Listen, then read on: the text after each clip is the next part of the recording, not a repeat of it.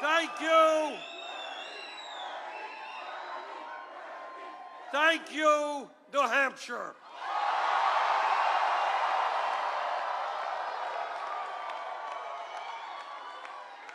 Shortly after the polls closed, Secretary Clinton called and was very gracious in her congratulations. I thank her for her call, and I congratulate her and her supporters for the vigorous campaign they ran in New Hampshire.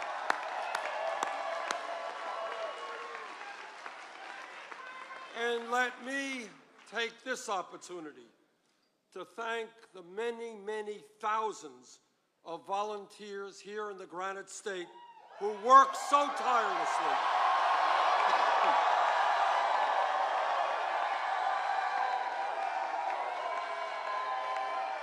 Our volunteers worked night and day, made phone calls, and knocked on a heck of a lot of doors. And we won because of your energy. Thank you all so much.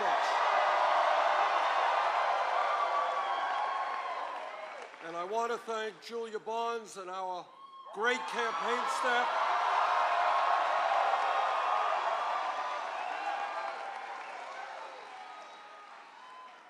Together, we have sent the message that will echo from Wall Street to Washington, from Maine to California.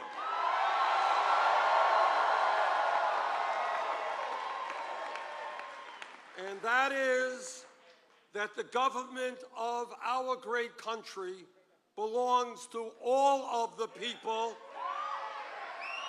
and not just a handful of wealthy campaign contributors and their super PACs.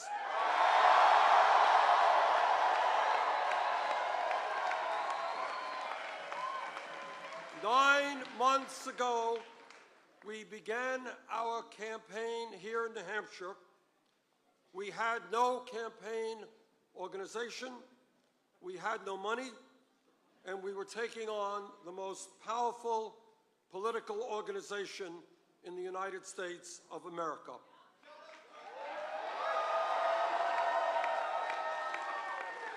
And tonight, with what appears to be a record-breaking voter turnout,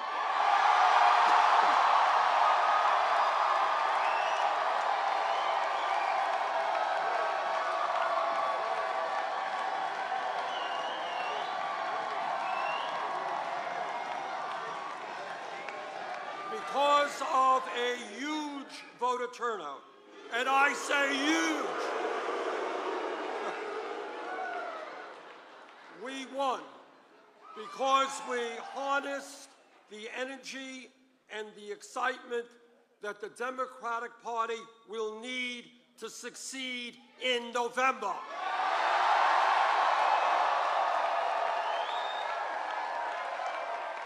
What happened here in New Hampshire in terms of an enthusiastic and aroused electorate, people who came out in large numbers, that is what will happen all over this country.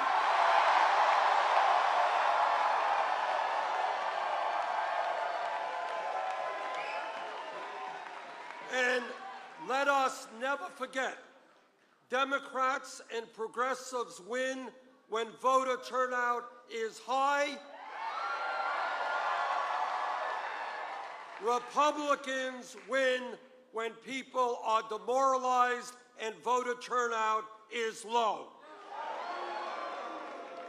Tonight, we serve notice to the political and economic establishment of this country that the American people will not continue to accept a corrupt campaign finance system that is undermining American democracy, and we will not accept a rigged economy in which ordinary Americans work longer hours for lower wages, while almost all new income and wealth goes to the top 1%.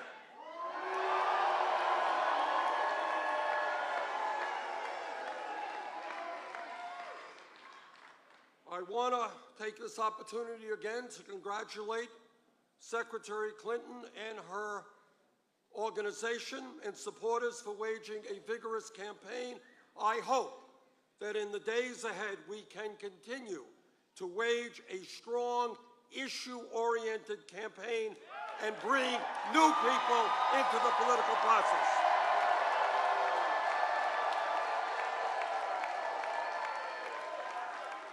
But I also hope that we all remember, and this is a message not just to our opponents, but to those who support me as well, that we will need to come together in a few months and unite this party and this nation, because the right-wing Republicans we oppose must not be allowed to gain the presidency.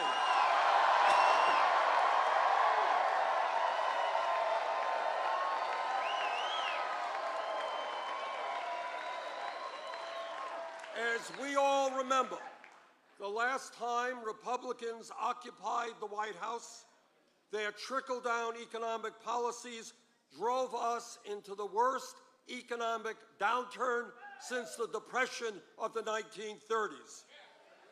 No, we will not allow huge tax breaks for billionaires. We will not allow huge cuts to Social Security, veterans' needs, Medicare, Medicaid, and education.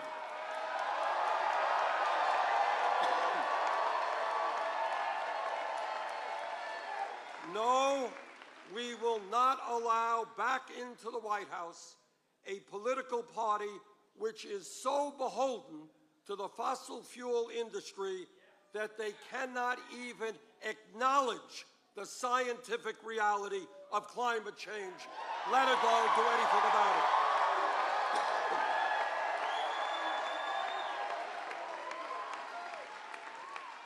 The people of New Hampshire have sent a profound message to the political establishment, to the economic establishment, and, by the way, to the media establishment.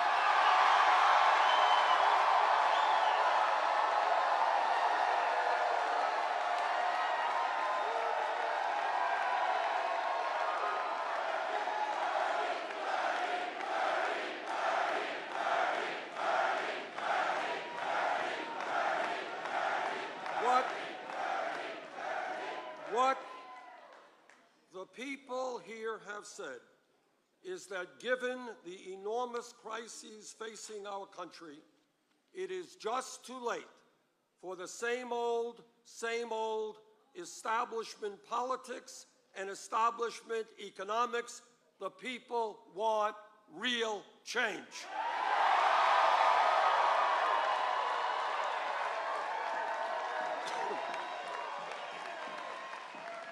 What the American people are saying, and by the way, I hear this not just from progressives, but from conservatives and from moderates, is that we can no longer continue to have a campaign finance system in which Wall Street and the billionaire class are able to buy elections.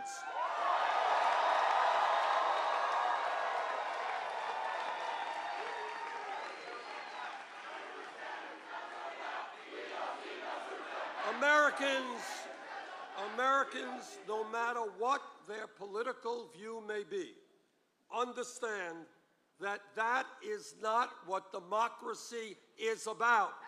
That is what oligarchy is about. And we will not allow that to continue. I do not have a super PAC, and I do not want a super PAC.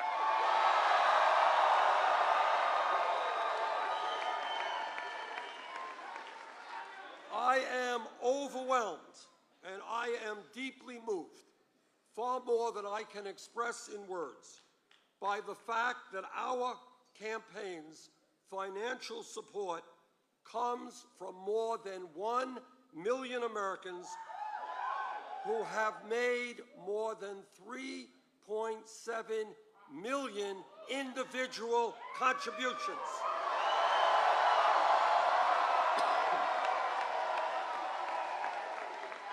That is more individual contributions than any candidate in the history of the United States up until this point in an election.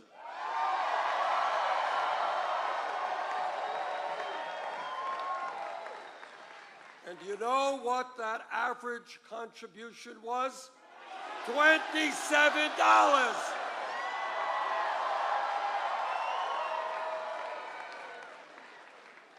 I am going to New York City tonight and tomorrow, but I'm not going to New York City to hold a fundraiser on Wall Street. Instead, I'm going to hold a fundraiser right here, right now, across America. My request is, please go to BernieSanders.com and contribute.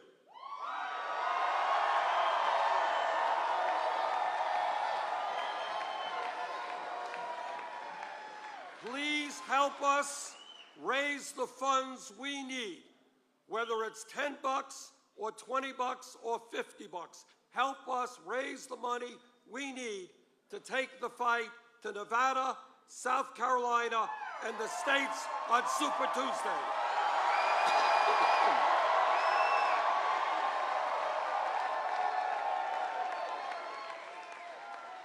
So there it is. That's our fundraiser. Pretty quick.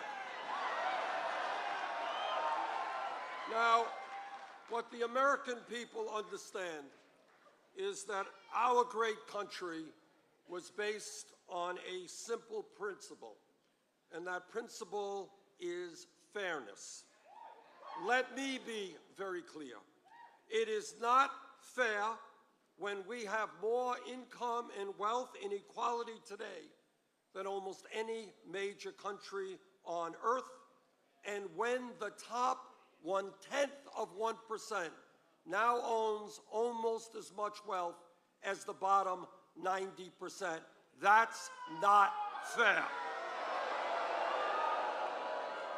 It is not fair when the 20 wealthiest people in this country now own more wealth than the bottom half of the American people. So you guys ready for a radical idea?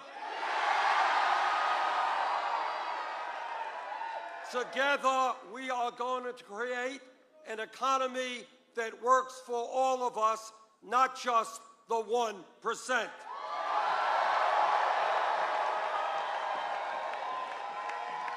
And when millions of our people are working for starvation wages, yup, we're going to raise the minimum wage to $15 an hour.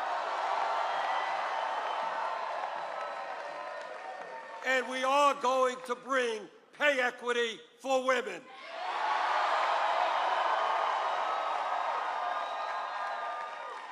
And when we need the best educated workforce in the world, yes, we are going to make public colleges and universities tuition-free.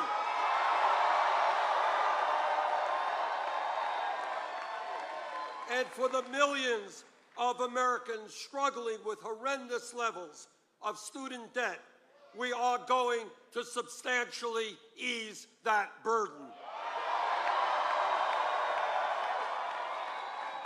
In America, people should not be financially distressed for decades for the crime of trying to get a higher education. That's absurd.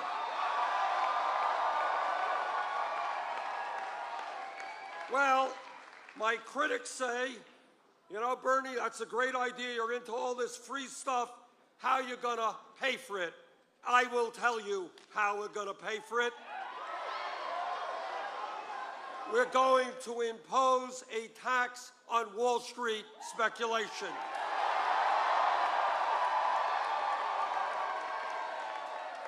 The greed, the recklessness, and the illegal behavior of Wall Street drove our economy to its knees. The American people bailed out Wall Street. Now it's Wall Street's time to help the middle class.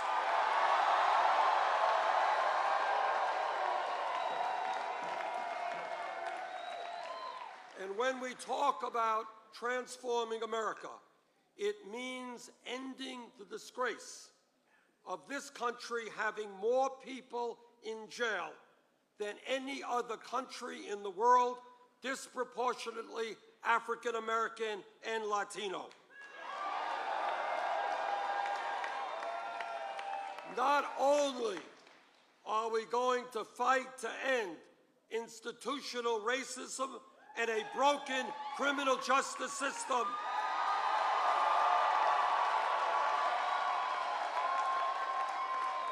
we are going to provide jobs and education for our young people, not jails and incarceration.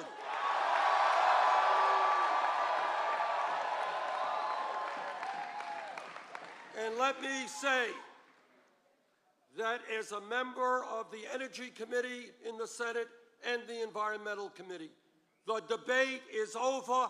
Climate change is real. It is caused by human activity, and it is already causing devastating problems in this country and around the world. We have a moral responsibility to work with countries throughout the world to transform our energy system away from fossil fuel to energy efficiency and sustainable energy.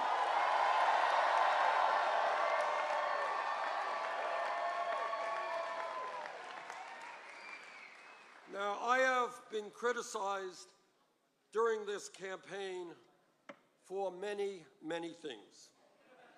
Every single day, that's okay, that's all right. They're throwing everything at me except the kitchen sink, and I have the feeling that kitchen sink is coming pretty soon as well. But what our campaign is about is thinking big, not small. It's about having the courage to reject the status quo.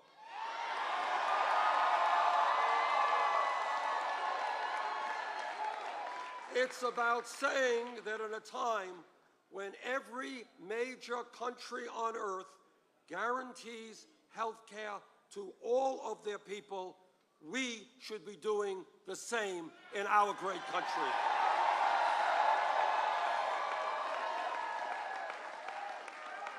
In my view, under President Obama's leadership, the Affordable Care Act has been an important step forward, no question about it, but we can and must do better.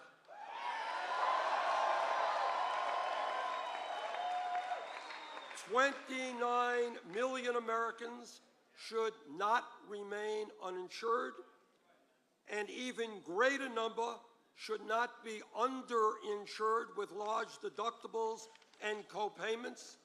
We should not be paying by far the highest prices in the world for prescription drugs at a time, listen to this, when the top 3 drug companies in this country made $45 billion in profit last year.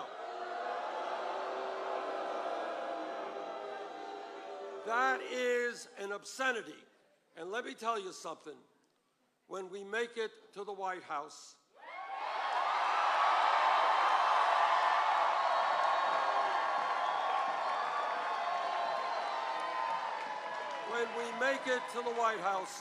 the pharmaceutical industry will not continue to rip off the American people.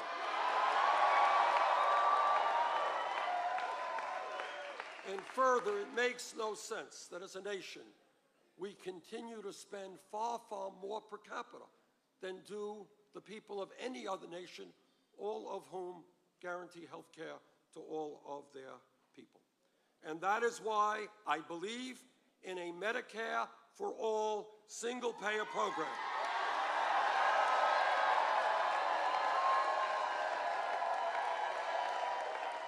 Which will not only guarantee health care for all, but will save the average middle-class family thousands of dollars a year in health care costs. My friends, we all know that we live in a dangerous and complex world. As president, I will defend this nation, but I will do it responsibly.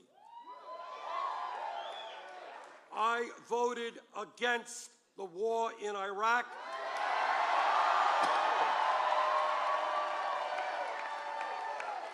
And that was the right vote. While we must be relentless in combating terrorists who would do us harm, we cannot and should not be the policemen of the world. Nor should we bear the burden of fighting terrorism alone. In the Middle East, the United States must be part of an international coalition sustained by nations in the region that have the means to protect themselves. Together, we must and will destroy ISIS, but we should do it in a way that does not put our young men and women in the military into perpetual warfare in the quagmire of the Middle East.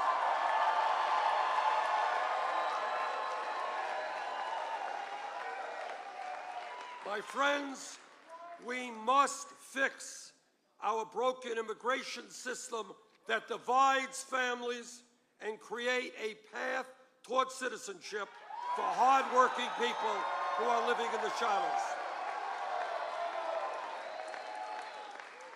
We must strengthen and expand Social Security and increase the benefits that seniors and disabled vets receive so that people can live in dignity in their retirement.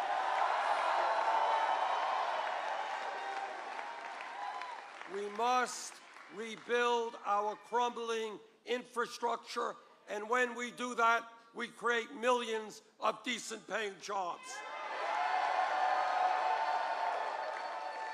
We must pursue the fight for women's rights, for gay rights, for disability rights.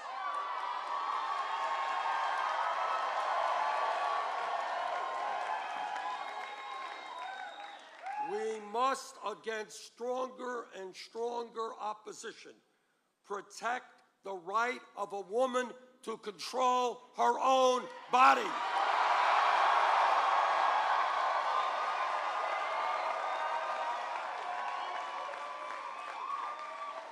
And we must protect the men and women who serve our nation in uniform and protect our veterans who put their lives on the line to defend us.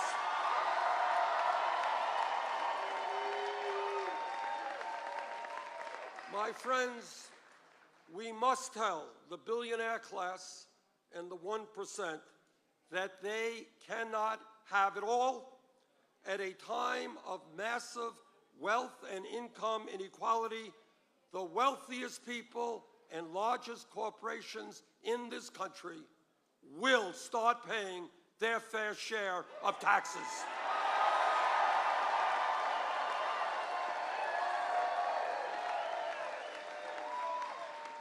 My friends, I am the son of a Polish immigrant who came to this country speaking no English and having no money. My father worked every day of his life, and he never made a whole lot. My mom and dad and brother and I grew up in a small 3.5-room rent-controlled apartment in Brooklyn, New York. My mother, who died at a young age, always dreamed of moving out of that apartment, getting a home of her own, but she never realized that dream. The truth is that neither one of my parents could ever have dreamed that I would be here tonight standing before you as a candidate for President of the United States.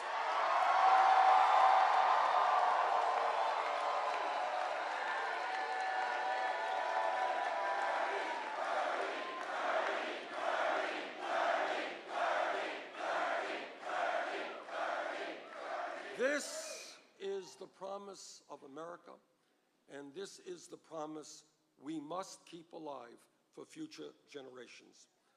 What began last week in Iowa, what voters here in New Hampshire confirmed tonight, is nothing short of the beginning of a political revolution.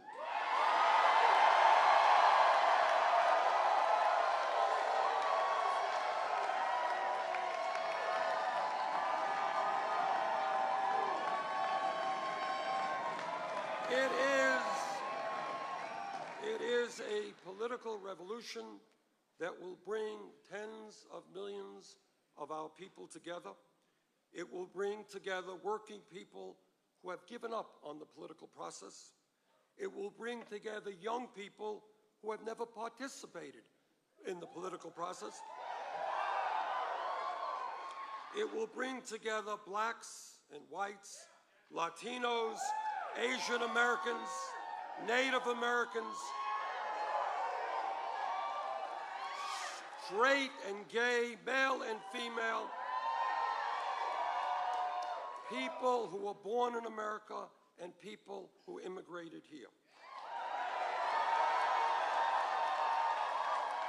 We will all come together to say loudly and clearly that the government of our great nation belongs to all of us, not just a few wealthy campaign contributors. That is what this campaign is about. That is what the political revolution is about. So New Hampshire, thank you again, and now it's on.